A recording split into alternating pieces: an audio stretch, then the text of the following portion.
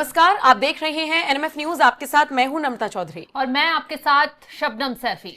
भारत और पाकिस्तान के बीच लगातार तनाव बढ़ता जा रहा है, लेकिन इन सब के बीच आज की जो सबसे बड़ी खबर सामने आई है वो ये कि भारत ने पाकिस्तान के कई एयरबेस तबाह कर दिए हैं।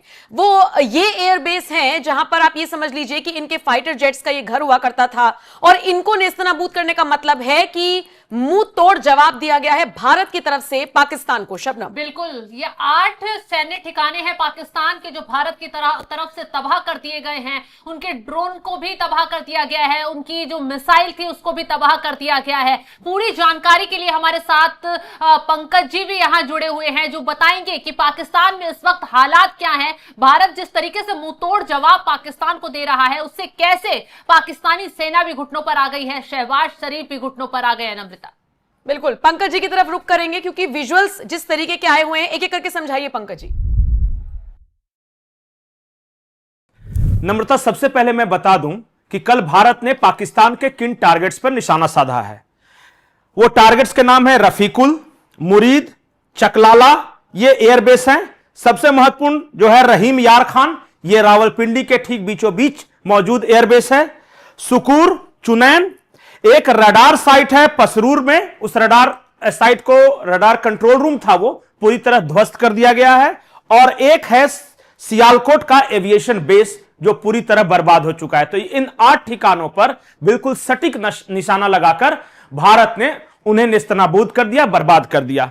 अब हम आपको बताते हैं कि भारत ने ऐसा किया क्यों। आपने देखा होगा कि पिछले 2 दिनों से कभी लाहौर को निशाना बनाया जा रहा है, कभी कराची को, कभी रावलपिंडी को। भारत दरअसल पाकिस्तान को यह मैसेज देना चाहता है कि तुम्हारे कोई भी ठिकाने हमारी जद से बाहर नहीं है, हमारी पहुंच हर जगह है। यहां तक कि तुम्हारे आर्मी हेडक्वार्टर तक, रावलपिंडी के जिस जीएचक्यू हेडक्वार्टर में बैठकर तुम खुद को सुरक्षित महसूस कर रहे हो, वहां भी हमने 2 ड्रोन गिराकर दिखा दिए कि तुम्हारा बचना नामुमकिन है। पाकिस्तान का कोई भी ठिकाना भारत की पहुंच से बाहर नहीं है, भारत के टारगेट में है। दूसरी महत्वपूर्ण बात जो भारत मैसेज देना चाहता था पूरी दुनिया को और पाकिस्तान को कि तुम्हारा एयर डिफेंस सिस्टम चाइनीज माल है, बेकार है, औसत दर्जे का है और हमारे ड्रोन तक को वो मारकर नहीं गिरा पा रहा है। जब हम मिसाइलें और रॉकेट दाएंगे तब तुम्हारा क्या हाल होगा तुम समझ सकते हो। अब हम एक एक कर उन जगहों के बारे में बता रहे हैं और आपको तस्वीरें दिखाते हैं जहां कल भारत ने हमले किए और वहां क्या माहौल था। सबसे पहले मैं चाहूंगा, आपसे गुजारिश करूंगा कि एक बार चला दें इसे। ये जो है वो सियालकोट का एयरबेस है जहां सुबह सुबह की ये तस्वीर है जहां ड्रोन अटैक हुए हैं और आप देख सकते हैं कि एक तरफ धुएं का गुबार है और बहुत सारे लोग वहां देखने आए हैं। दूसरा जो ठिकाना, ये जो हवा धुआं आपको दिख रहा है, ये लाहौर है। पाकिस्तान के लाहौर शहर में ये ड्रोन गिरा है और ये लाहौर का सुंदर इंडस्ट्रियल एरिया, सुंदर इंडस्ट्रियल एरिया जो है लाहौर का बेहद पॉश इलाका माना जाता है। और इंडस्ट्रियल एरिया नाम से आप समझ सकते हैं, नाम था सुंदर, लेकिन हमने 5 मिनट के अंदर इसे बदसूरत बना दिया है। ये लाहौर का आप तस्वीरें देख सकते हैं, जो बोर्ड पढ़ सकते हैं, ये उसका मेन गेट है जहां से ये तस्वीर ली गई है और एक उर्दू में बोर्ड आ रहा है, वहां पे जो उर्दू पढ़ना जानते हैं वो समझ सकते हैं कि ये सुंदर इंडस्ट्रियल एरिया है लाहौर का।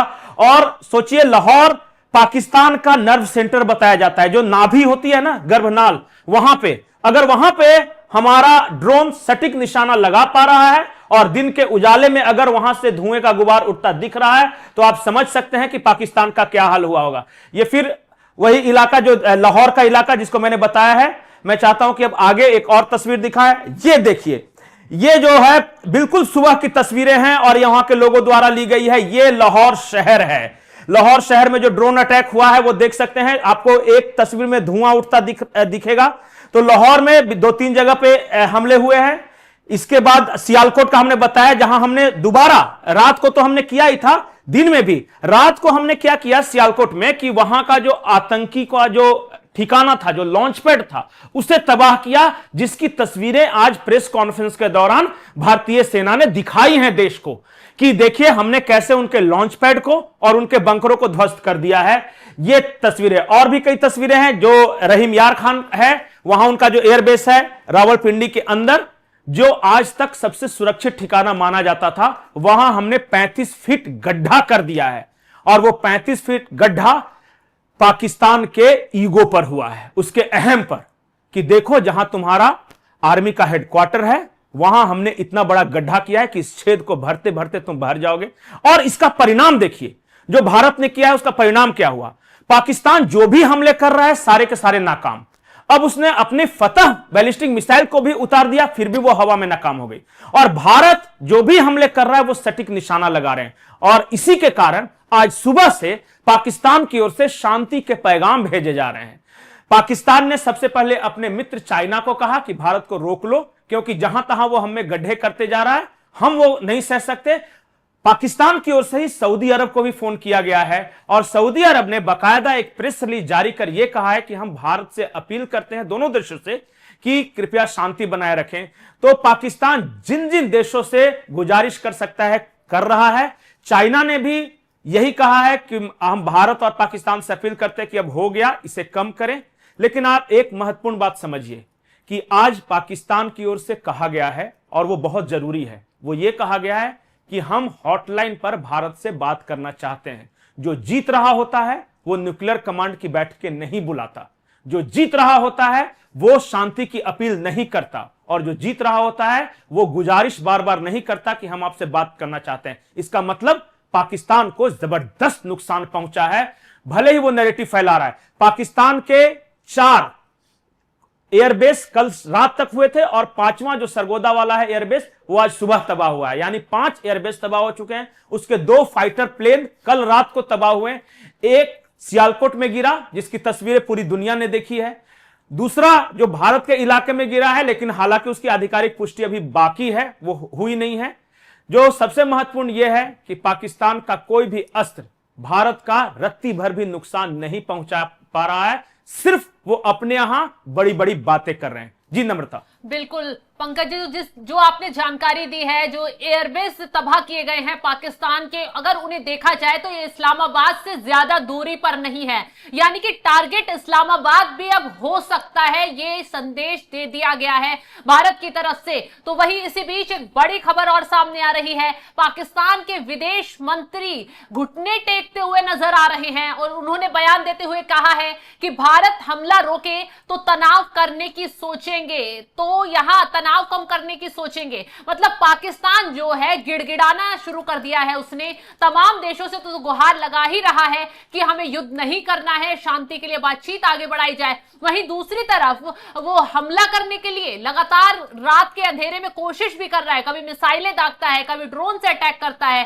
ताकि पिछले दरवाजे से काम कर दिया जाए और यह भी दिखाया जाए कि मैं बहुत बेचारा हूं और मेरे पे ही अत्याचार किया जा रहा है। लेकिन पाकिस्तान की यहां पोल खुल गई है अंतरराष्ट्रीय लेवल पर, और जब पाकिस्तान चारों तरफ से घिर रहा है नम्रता, तो अब सरकार, मोदी सरकार के आगे घुटने टेकते हुए पाक के जो मंत्री हैं वो नजर आ रहे हैं कि शांति का रास्ता निकाला जाए। बिल्कुल, बल्कि इस वक्त एक और बड़ी खबर सामने आ रही है। मैं पंकज जी का ही रुख करूंगी और ज्यादा जानकारी के लिए। खबर यह है कि तीनों सेना प्रमुखों के साथ देश के प्रधानमंत्री नरेंद्र मोदी की बैठक चल रही है। इस बैठक में सीडीएस भी मौजूद हैं। और पंकज जी, अगर आप मुझे सुन पा रहे हैं, तो हमने देखा कि जब इस तरीके की पहली बैठक हुई थी तो उसमें खुली छूट सेना को दी गई थी, और उसके बाद 6 से 7 मई की रात को क्या कुछ हुआ, कैसे 8 आतंकी ठिकानों को नेस्तनाबूद किया गया था, वो हमने देखा। अब ये जो बैठक चल रही है, इसके बारे में आपको जो भी जानकारी हो वो जरा दे दीजिए। इस बैठक में तीनों सेना प्रमुख, सीडीएस मौजूद हैं, प्रधानमंत्री के साथ बैठक हो रही है। कल क्या क्या हुआ उसकी सारी रिपोर्ट प्रधानमंत्री को बताई जा रही है कि उन्होंने क्या किया और हमने क्या किया।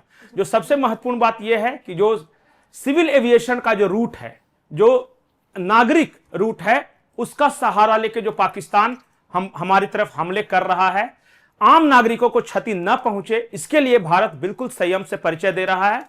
इससे पहले भी कल भी प्रेस कॉन्फ्रेंस में बताया गया था कि कैसे सऊदी अरब का एक नागरिक विमान जो एयरबस 320 था वो आ रहा था और उसकी आड़ लेकर पाकिस्तान ने हमले किए। तो पाकिस्तान आम नागरिकों के आड़ में ये हमले कर रहा है, और जो भारत है वो सिर्फ और सिर्फ आतंकी लॉन्च पैड और उनके मिलिट्री ठिकानों को निशाना बना रहा है। आज जो प्रधानमंत्री के साथ जो बैठक हो रही है, ये कल देर शाम तक भी हुई थी, उसके बाद कल दिन भर बैठकों का सिलसिला जारी रहा। लगातार हर रोज एक तो अपडेट देते हैं कि क्या हुआ अब तक, और आगे की रणनीति पर विचार किया जाता है कि अब हमें क्या करना है, हमें और क्या क्या हम कर सकते हैं, हमारे पास क्या विकल्प है। यह प्रधानमंत्री जी को हर दिन ब्रीफ किया जाता है। जी नम्रता। ठीक है, और इस बैठक में राजनाथ सिंह भी पहुंचे हैं, अपडेट किया जा रहा है, आगे की रणनीति बनाई जा रही है। बहरहाल हमने आपको बताया किस तरीके से आतंकी ठिकानों पर भी निशाना बनाया जा रहा है और इसी के साथ एयरबेस को भी ध्वस्त किया जा रहा है भारत की तरफ से। फिलहाल बहुत बहुत शुक्रिया शबनम, आपका भी, पंकज जी आपका भी। बाकी आप इस खबर को लेकर क्या राय रखते हैं हमें जरूर बताइएगा और